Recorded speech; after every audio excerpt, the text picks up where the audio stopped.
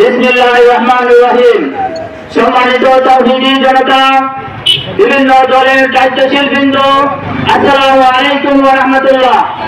সময় অত্যন্ত কম, আমি শুরুতেই মহান আল্লাহ পাকের গ্রন্থ আল কোরআন থেকে একটি আয়াত তেলাওয়াত করছি। আউযু বিল্লাহি মিনাশ শাইতানির রাজীম। বিসমিল্লাহির রহমানির রহিম। ওয়া মাকারু ওয়া মাকারাল্লাহ ওয়াল্লাহু খায়রুল মাকিরিন।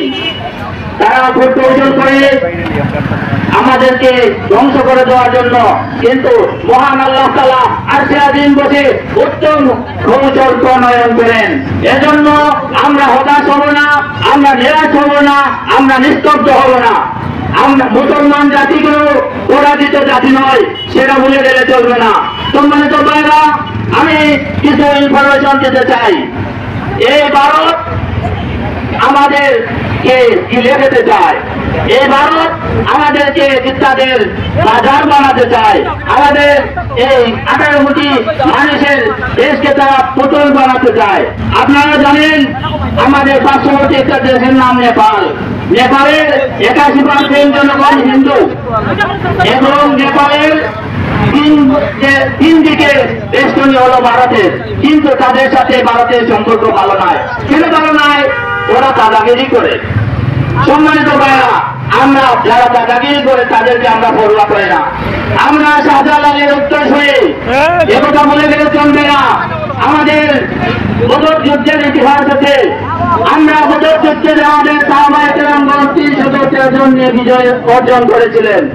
সম্মানিত ভাইরা, এবং আমার এলাকার হিন্দু, বৌদ্ধ, খ্রিস্টান সবাইকে উদাত্ত আহ্বান জানাবো, আপনারা জঙ্গি ইসকনের সঙ্গী হবেন না।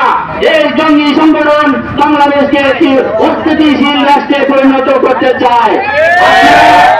আপনারা এই দেশের নাগরিক, আপনারা এই দেশের জন্মগ্রহণ করেছেন, আপনারা সুখে শান্তিতে আছেন, সুখে শান্তিতে থাকেন। আপনারা অন্যের প্ররোচনায় পরিচিত হবেন না। এই দেশে কথিত আওয়ামী লীগ পতন হয়েছে, এবং তারা বিভিন্নভাবে আবার বাংলাদেশে স্বৈরাচার কায়েম করতে যাচ্ছে। সর্বশেষ চেষ্টা হলো জঙ্গি ইসকন লীগের মাধ্যমে। আমরা স্পষ্ট ভাষায় কথা বলতে চাই, জানিয়ে দিতে চাই ভারতকে যে আমরা মুসলমানরা মরে যাই নাই।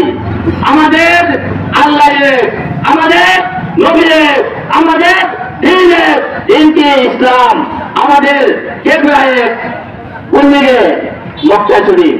সম্মানিত ভাইরা, এজন্য আমরা বিভিন্ন দল বদল থাকতে পারি, কিন্তু আমাদের ইমামের ঘর যখন আঘাত থাকবে, আমরা ইখতিলাফ করে, মতভেদ করে, আমরা কাঁধে কাঁধ মিলিয়ে, হাতে হাত মিলে আমরা প্রতিবাদ করবো ইনশাআল্লাহ।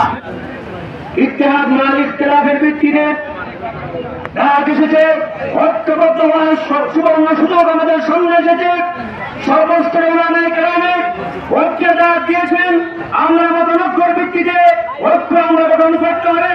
সম্মানিত উপস্থিতি, আমরা যে ইস্যুকে নিয়ে আমরা একত্রিত হয়েছি, আপনারা জানেন যে দেশ 90 থেকে 93% মুসলমানের দেশ, সেই দেশে উগ্রবাদী ইসকন নামের সন্ত্রাসীরা কিভাবে মুসলমানরাই একজন যোগ্য আইনজীবীকে হত্যা করে প্রকাশ্য হবে, সেটা জাতি জানতে চায়। ঠিক আছে, আমরা ঐক্যবদ্ধ হতে হবে, আমরা প্রতিহত করব সেই ইসকনের সন্ত্রাসীদেরকে, আমরা ঐক্যবদ্ধ প্রতিহত করতে হবে। ঠিক আছে, সম্মানীয় উপস্থিতি, আমরা জানিয়ে দিতে চাই, আমরা মুসলমান, আমরা মেধান্ত করতে পারি নাই। আমাদেরকে আমরা উত্তরসূরি, আমরা সাহাবায়ে কেরামের, আমরা আমাদের উত্তরসূরি, আমরা যে পথে আছি সেই পথে আমরা কাছে পরোয়া করি নাই। আমরা আল্লাহ তাআলাকে আমরা মানত করি, দুনিয়ার কোন শক্তির সামনে আমরা মানত করি না। ঠিক আছে, তারা বলেছে ঈশ্বরের শক্তি দেখিয়ে দিলাম, প্রয়োজনে আরো শক্তি দেখাবো। এটা হলো সন্ত্রাসীদের কথা। আমরা ঐক্যবদ্ধভাবে এদেরকে প্রতিহত করবো ইনশাআল্লাহ। আমাদের দেশ সকল ধর্মের জনগণকে নিয়ে একটি সাম্প্রদায়িক সম্প্রীতির দেশ। এই সম্প্রীতি নষ্ট করতে চায় কারা? আপনাদেরকে সতর্ক থাকতে হবে। এই বাংলাদেশের